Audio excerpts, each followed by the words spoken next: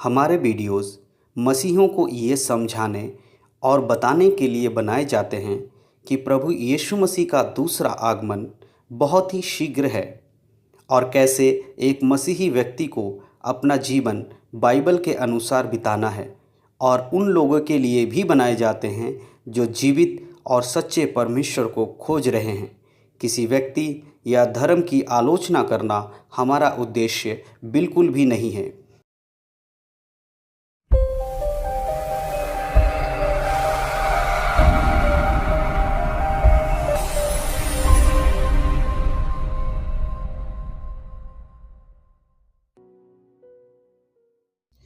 आप सभी को प्रभु यीशु मसीह के नाम में जय मसीह की। मैं निमेश कुमार आप सभी का स्वागत करता हूं द लिविंग वर्ड मिनिस्ट्रीज की ओर से। आज फिर से हम भजन संहिता से पढ़ने जा रहे हैं। आज हम देखेंगे कि परमेश्वर अपने वचनों के द्वारा क्या बातें करते हैं। आइए सबसे पहले हम वचन को पढ़ने से पहले अपने आप को परमेश्वर के हाथों में समर्पण करें। हम सब मिलकर प्रार्थना करें कि प्रभु आज जो वचन आप हमें देने जा रहे हैं उस वचन को हम सुने, माने और उसके अनुसार जीवन जीने पाएं। हालेलुया। इसलिए सबसे ज़रूरी बात यह है कि हम सब जब भी वचन पढ़ें सबसे पहले हम प्रार्थना करें, अपने आप को पवित्र आत्मा के हाथों में समर्पण करें, परमेश्वर के हाथों में समर्पण करें, ताकि जो भी वचन हम पढ़ते हैं उसे हम समझ सकें और उसके अनुसार अपना जीवन व्यतीत कर सकें। हालेलुया। परमेश्वर के नाम की महिमा हो। आइए हम वचनों में जाने से पहले प्रार्थना करेंगे। सर्वशक्तिमान पिता परमेश्वर, हम आपका धन्यवाद करते हैं सुंदर समय के लिए जो आपने हमें दिया। प्रभु जी, आपके नाम की महिमा और स्तुति करते हैं। पिता परमेश्वर, हम आपके बलवंत हाथों में अपने आप को समर्पण करते हैं। प्रभु जी, आप हमारी सहायता और मदद करें। पिता परमेश्वर, आज का वचन परमेश्वर जो भजन संहिता हम पढ़ने जा रहे हैं प्रभु जी, उसको हम आपके बलवंत हाथों में समर्पण करते हैं। पिता, हमें बुद्धि और ज्ञान दे। पवित्र आत्मा हमारी सहायता करे इन वचनों को समझने के लिए। ये वचन केवल हम सुनने नहीं परमेश्वर, इसको सुनकर, इसको मानकर, इसके अनुसार जीवन जीने वाले लोग बने। प्रभु जी, आपके वचनों में बढ़ने के लिए सहायता और मदद कीजिए परमेश्वर। पिता, जितने लोग परमेश्वर इस वीडियो को देख रहे हैं प्रभु, इन वचनों के द्वारा वो आशीषित हों, आपके वचनों में बढ़े परमेश्वर। पिता, उद्धार में चले प्रभु जी। इन वचनों के द्वारा उन प्रियों के जीवन में आशीष आए, छुटकारा और चंगाई आने पाए परमेश्वर। पिता, मैं आपके बलवंत हाथों में समर्पण करता हूँ प्रभु जी। धन्यवाद करता हूँ परमेश्वर। पिता, आगे के जो समय परमेश्वर जितना देर हम वचन में बिताते हैं, आपके वचन को सुनते हैं प्रभु, उन सब में परमेश्वर आपकी महिमा हमारे जीवनों से होती रहे। धन्यवाद प्रभु जी, आपने हमारी प्रार्थना को सुना। सारा आदर, सारा महिमा आपको देते हैं। इस छोटी सी प्रार्थना को अपने उद्धारकर्ता, आपके प्रिय पुत्र प्रभु यीशु मसीह के सामर्थी नाम से मांगते हैं, आमीन। परमेश्वर के नाम की महिमा और परमेश्वर के नाम की स्तुति हो। आज हम पढ़ने जा रहे हैं भजन संहिता, उसका अध्याय 16। हालेलुया। परमेश्वर के नाम की महिमा हो। ये भजन राजा दाऊद के द्वारा लिखा गया एक भजन है। हालेलुया। जब हम इसके शीर्षक को देखते हैं तो वहाँ पर इस प्रकार लिखा है, यहोवा परमेश्वर मेरा भाग। यानी कि हमारा भाग कौन है? वो यहोवा परमेश्वर है। हमारे साथ कौन है? वो यहोवा परमेश्वर। जिसे हम अपना कह सकते हैं वो कौन है? वो यहोवा परमेश्वर है। हालेलुया। इस संसार की वस्तुएं, इस संसार की जो चीज़ें हैं वो हमारी नहीं हैं। वो एक दिन आपको और हमें इसी संसार में छोड़कर जाना है। इस शरीर को भी हम अपने साथ नहीं ले जा सकते। हालेलुया। केवल यहोवा परमेश्वर है जो हमारा भाग है, जो अभी भी हमारे संग है और अनंत काल तक हम उनके संग रहेंगे। इसीलिए दाऊद कहता है, यहोवा परमेश्वर मेरा भाग है। अगर हमें किसी चीज को प्राप्त करने के लिए मेहनत करने की जरूरत है तो वो है परमेश्वर के उस स्वर्ग के स्थान को जहां परमेश्वर हमें रखना चाहते हैं, जहां प्रभु चाहते हैं कि हम सब जाएं। उसके लिए हमें प्रयत्न करने की आवश्यकता है, उसके लिए हमें मेहनत करने की आवश्यकता है। हालेलुया।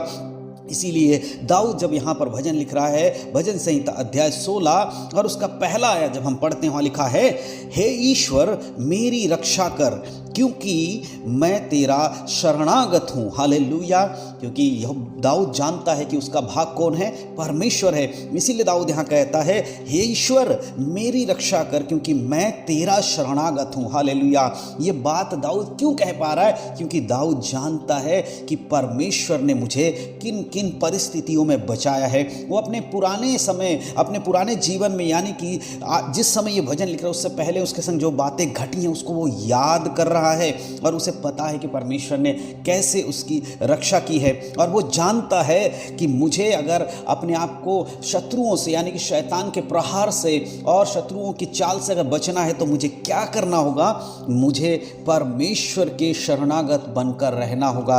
मेरे प्रियो, आज ये वचन हम सबसे क्या कहता है कि आज हमें उस चीज़ को याद करना है जो हमने परमेश्वर पर विश्वास किया है कि वो मेरा चरवाहा है, वो मेरा सब कुछ है, वही मुझे चलाता है, वही मेरी रक्षा करता है। वो क्यों रक्षा करता है? क्योंकि हम उसके शरणागत हैं। जब आप उसके चरणों में आते हैं तब आपको याद रखना होगा कि परमेश्वर ही है जो आपको आने के लिए बोलता है कि मेरे पास आओ, हे सब परिश्रम करने वाले लोगों, बोझ से दबे हुए लोगों, तुम मेरे पास आओ, मैं तुम्हें विश्राम दूंगा। ऐसा परमेश्वर का वचन कहता है। हालेलुया।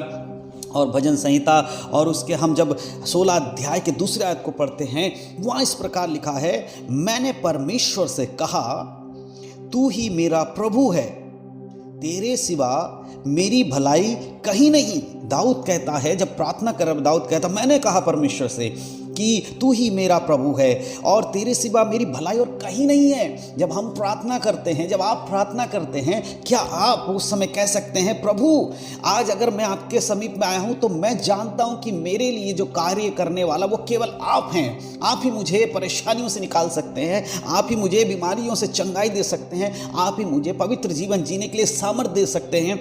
ऐसा विश्वास करके क्या आप प्रार्थना करते हैं? अगर आप प्रार्थना करते हैं तो परमेश्वर आपकी भलाई करेगा। वो कहीं भी आपको भलाई ऐसी जगह नहीं है सिवाय परमेश्वर के। आपका जो भला है वो कहाँ है? सिवा परमेश्वर के कोई नहीं कर सकता। हालेलुया। इसीलिए दाऊद वहाँ कह रहा है, तेरे सिवा मेरी भलाई कहीं नहीं। हालेलुया। तू मेरा प्रभु है। ये बात आज हमें और आपको याद दिलाती है कि हमारा प्रार्थना किस प्रकार का होना चाहिए। हालेलुया। और उसके आगे 16 के 3 में जब हम पढ़ते भजन संहिता अध्याय 16 उसका आखिर तीसरा आयत, वहाँ लिखा है, पृथ्वी पर जो पवित्र लोग हैं वे ही आदर के योग्य हैं और उन्हीं से मैं प्रसन्न रहता हूँ। परमेश्वर का वचन कहता है, जो लोग प्रभु के वचनों पर चलते हैं, पवित्र जीवन बिताते हैं, जो उसकी आज्ञाओं के अनुसार जीवन जीते हैं, उनसे परमेश्वर प्रसन्न रहता है, उनसे परमेश्वर खुश रहता है। और उनका आदर कौन करता? परमेश्वर उनका आदर करता है। वो ऊंचे स्थान पर उठाने वाला परमेश्वर है। वो हमें ऊंचे स्थान पर कब उठाता है? जब हम परमेश्वर के वचन के अनुसार जीवन जीते हैं, परमेश्वर की बातों को मानकर चलते हैं, तब परमेश्वर हमें आदर, सम्मान और ऊंचे पर उठाता है। हम पवित्र बन के चले, ये वचन आज हमें याद दिला रहा है। मेरे प्रियो, हमारे जीवनों को, आपके जीवनों को जांचने की जरूरत है। कहां पर हम कमजोर हैं, कहां पर हमारी अपवित्रता है, उसको खत्म करने की आवश्यकता है। हालेलुया। भजन संहिता उसका 16 अध्याय 4 आयत जब पढ़ते वहाँ लिखा है, जो पराये देवता के पीछे भागते हैं उनका दुख बढ़ जाएगा। मैं उनके लहू वाले अर्घ नहीं उंडेलूंगा और उनका नाम अपने होंठों से नहीं लूँगा। यहाँ परमेश्वर एक बात याद दिलाकर बताना चाहते हैं कि जो आज भी प्रभु पर विश्वास करने के बाद उन पुरानी आदतों पर निर्भर हो जाते, फिर से वही चीज़ें कर रहे होते हैं, फिर से ही वो पुराने देवताओं के ऊपर भरोसा रख रहे होते हैं, जिन चीज़ों को छोड़कर उन्होंने प्रभु को, यीशु को अपने उद्धारकर्ता के रूप में ग्रहण किया, फिर भी उसके बाद दोबारा से लौटकर अपनी पुरानी आदतों को अपना लेते हैं। परमेश्वर कहता है कि मैं उनका दुख जो है बढ़ जाएगा। उनका दुख क्या होगा? बढ़ जाएगा। जो प्रभु में आकर, आप बीमारी में प्रभु में आए होंगे, आप परेशानी में प्रभु में आए होंगे, आपने प्रार्थना किया होगा यीशु मसीह के नाम से, आपके जीवन से वो परेशानी हट गई होगी और कुछ महीने के बाद आप फिर से उन्हीं रीति रिवाज, उन्हीं चीज़ों में आप फिर से लौट गए जिनसे आप वापस आए थे और आप वापस फिर वहाँ चले गए हैं। तो परमेश्वर कहता है, ऐसा करने वालों के जीवन में दुख बढ़ जाएगा। इसीलिए कई मसीह लोग प्रभु को छोड़ देते हैं। कारण क्या है? क्योंकि वो पुरानी आदतों को नहीं छोड़ पाते, परंतु प्रभु को छोड़ने के लिए तैयार हो जाते हैं और अपनी आदतों को बदलने की बजाय वो फिर से उन्हीं आदतों को अपने जीवन में लागू करते हैं, अप्लाई करते हैं। इसके कारण उनका दुख और बढ़ जाता है। और ऐसे लोगों को परमेश्वर कहता है, मैं उनका नाम अपने होंठों से भी नहीं लूंगा। और परमेश्वर का उद्धार कहता है, उसके लहू वाला उद्धार, जो यीशु का जो अर्घ लहू के रूप में चढ़ाएगा, उससे भी क्या करेगा परमेश्वर? हालेलुया। उनको नहीं देगा। वो भाग नहीं रहेंगे यीशु मसीह के अब। इसीलिए अपने आप को निरंतर जांचें कि कहीं आप भी तो ऐसा नहीं कर रहे हैं, पुराने चीज़ों में वापस नहीं जा रहे। अगर जा रहे हैं लौट कर आइए और प्रभु से क्षमा मांगिए। हालेलुया। और भजन संहिता उसके 16 अध्याय के जब हम 5 आयत को पढ़ते हैं, वहाँ लिखा है, यहोवा मेरा भाग और मेरे कटोरे का हिस्सा है, मेरे भाग को तू स्थिर रखता है। हालेलुया। यहोवा मेरा भाग है। जैसे हमने पहले ही पढ़ा था, यहोवा कौन है? मेरा भाग है। ये बातें हमें हमारे हृदय में रखनी है और हमारे मुंह से भी निकलना है। केवल परमेश्वर ही है जो मेरा है, और वही है जो मुझे हर उत्तम चीज़ों को देता है, वही है जो मुझे स्थिर रखता है। हालेलुया। परमेश्वर के नाम की स्तुति और परमेश्वर के नाम की महिमा हो। भजन संहिता अध्याय 16 की 6 आयत में जब हम पढ़ते हैं, वहाँ लिखा है, मेरे लिए माप की डोरी मन भावने स्थान में पड़ी और मेरा भाग मन भावना है। हालेलुया। मेरे लिए ये सब क्यों हो रहा है? वो मन भावना स्थान मुझे क्यों मिल रहा है? क्योंकि परमेश्वर मेरा भाग है, और जो स्थान परमेश्वर मुझे देना चाहता है और वो मुझसे प्रेम करता है, प्रीति रखता है, इसीलिए वो मुझे देगा। ये विश्वास करके आपको और मुझे आगे बढ़ते जाना है। हालेलुया। परमेश्वर के नाम की स्तुति और परमेश्वर के नाम की महिमा हो। और भजन संहिता 16 अध्याय के जब 7 आयत को पढ़ते हैं, वहाँ लिखा है, मैं यहोवा को धन्य कहता हूं क्योंकि उसने मुझे सम्मति दी है, वरन मेरा मन भी रात में मुझे शिक्षा देता है। हालेलुया। परमेश्वर का धन्यवाद कहना, क्योंकि परमेश्वर ने हमें सम्मति दी है, उसने हमें अधिकार दिया है, उसने हमें वचन दिया है कि वो हमें स्वर्ग ले जाएगा अगर हम उसके वचन के अनुसार जीवन जिएंगे। और हमारा मन जो है वो रात में परमेश्वर की शिक्षाओं पर रहना चाहिए। उसकी शिक्षा को हमारा मन, हमारे हृदय के अंदर से हमारी आवाज़ें आती हैं, पवित्र आत्मा हमें सहायता करता है परमेश्वर में बढ़ने के लिए। रात में भी वो शिक्षा देता हमारे मन के द्वारा कि किस प्रकार से हमें प्रभु के वचनों में आगे बढ़ना है। हालेलुया। इसीलिए निरंतर प्रार्थना करें, सुबह प्रार्थना करें, रात में सोने के बाद प्रार्थना करें। आप प्रार्थना करना ना छोड़ें, सोने से पहले प्रार्थना करके आप सोने के समय प्रार्थना करें, प्रभु के हाथों में सब कुछ समर्पण करके अपने आप को समर्पण करें। हालेलुया। परमेश्वर के नाम की महिमा हो। और भजन संहिता 16 अध्याय के 8 को जब हम पढ़ते हैं, लिखा है, मैंने यहोवा को निरंतर अपने सम्मुख रखा है, इसीलिए कि वह मेरे दाहिने हाथ रहता है, मैं कभी ना डगमगाऊंगा। हालेलुया। कौन डगमगाता नहीं है? जो परमेश्वर के दाहिने हाथ यानी परमेश्वर को अपने सब कामों में प्रथम रखता है, वो व्यक्ति कभी डगमगाएगा नहीं। कोई भी निर्णय लेने से पहले, कोई भी फैसला करने से पहले अगर वो प्रार्थना करता है और परमेश्वर से पूछता है, तो उस फैसले में परमेश्वर उसकी अगुवाई करते हैं, उत्तम चीज़ों में चलने में मदद करते हैं। हालेलुया। और क्या कहता है? निरंतर परमेश्वर को सम्मुख रखने वाले व्यक्ति के जीवन में ये सारी बातें, ये सारी घटनाएं होती हैं। हालेलुया। परमेश्वर की स्तुति हो, परमेश्वर के नाम की महिमा हो। मैं धन्यवाद करता हूँ परमेश्वर के इन वचनों के लिए। इसीलिए कभी भी कोई भी निर्णय या निश्चय लेने से पहले परमेश्वर के समीप में आएँ और प्रार्थना करें कि प्रभु आपको हालेलुया उत्तम डिसीजन लेने में मदद करे। परमेश्वर के नाम की स्तुति और महिमा हो। और भजन संहिता उसके अध्याय 16 उसके 9 आयत को जब हम पढ़ते हैं, वहाँ लिखा है, इस कारण मेरा हृदय आनंदित और मेरी आत्मा मग्न हुई, मेरा शरीर भी चैन से रहेगा। किस कारण? क्योंकि परमेश्वर मेरे दाहिने हाथ में है, परमेश्वर से मैं पूछता हूँ और वो मुझे अगुवाई करता है। इसलिए मेरा मन, हृदय और मेरा मन है आनंदित है और मेरी आत्मा मगन है, क्योंकि मेरे शरीर में भी अब चैन है। और तब ये कब होता है? जब परमेश्वर आपके संग हैं, जब आप परमेश्वर से बातें करते हैं और अपने डिसीजंस को लेने से पहले परमेश्वर से पूछते हैं, निर्णय लेने से पहले परमेश्वर के हाथों में समर्पण करते हैं। हालेलुया। तब आपका मन, आपका हृदय और आपकी आत्मा मगन होती है, आनंदित होती है, और आपका शरीर जो है वो निरोग रहता है, उसमें कोई बीमारी नहीं आ पाती है, और चैन से आपका शरीर भी रहता है। हालेलुया। इन बातों को जब हम पढ़ रहे हैं, सुन रहे हैं, इन बातों को लागू करना बहुत ज़रूरी है मेरे प्रिय लोगों। इन बातों को अपने जीवन में लागू करें। आज ये वचन आपको आपके जीवन में बदलाव देना चाहता है। आज परमेश्वर आपसे बातें कर रहा है। जितने लोग विश्वास आप कर रहे हैं, आप प्रार्थना भी करें। इस वचन के खत्म होने के बाद, इस वीडियो को खत्म होने के बाद आप लोग प्रार्थना करें। परमेश्वर आपका सहायक है। हालेलुया। परमेश्वर के नाम की महिमा और स्तुति हो।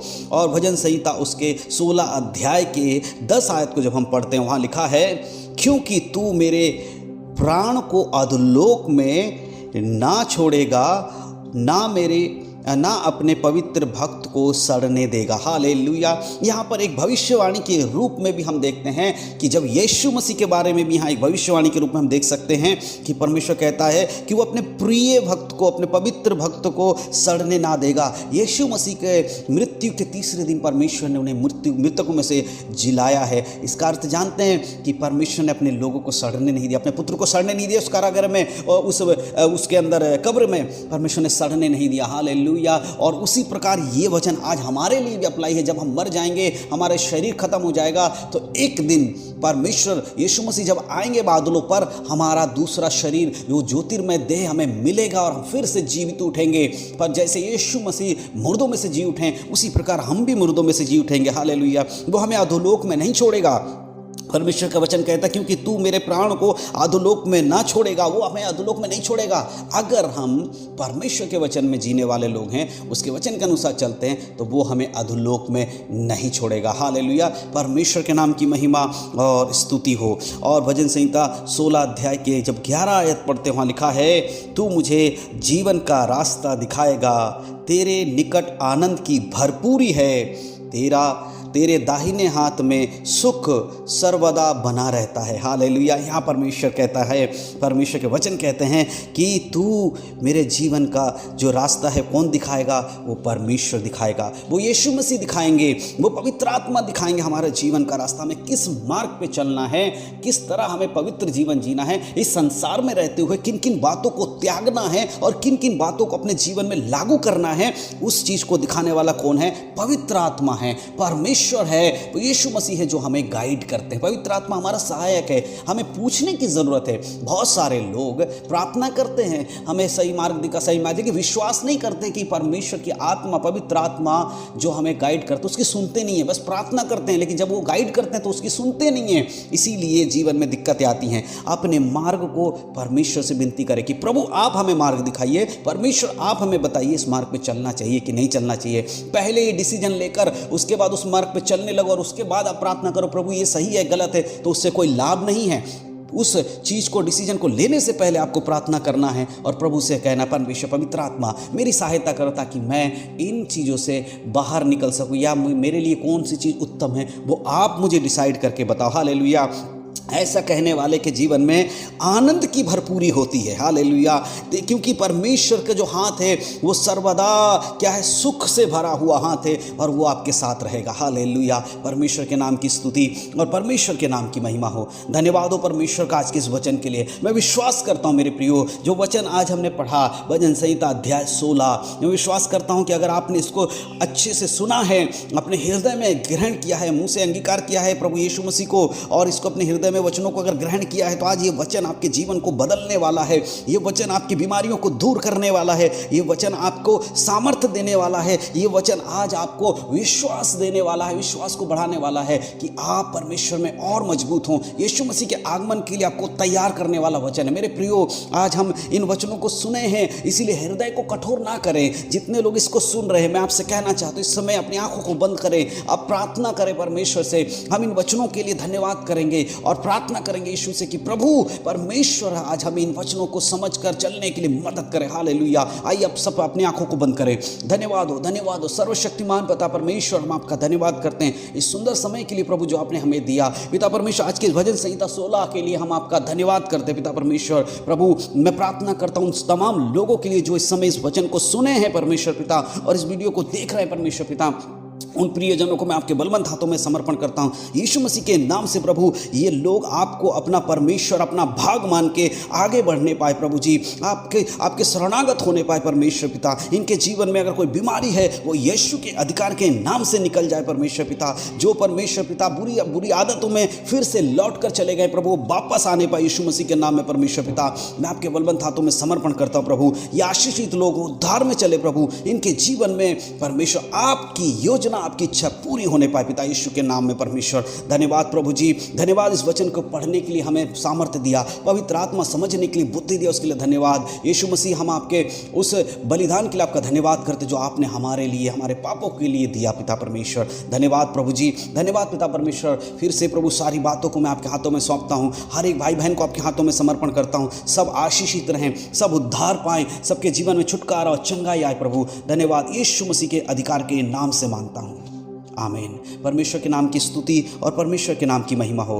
मैं परमेश्वर का धन्यवाद करता हूँ आज के इस वचन के लिए, और मैं विश्वास करता हूँ कि आज का ये वचन आप सबके लिए आशीषित वचन रहा है। प्रभु के नाम की महिमा हो, परमेश्वर आप सबको आशीष दे, यीशु मसीह के नाम में।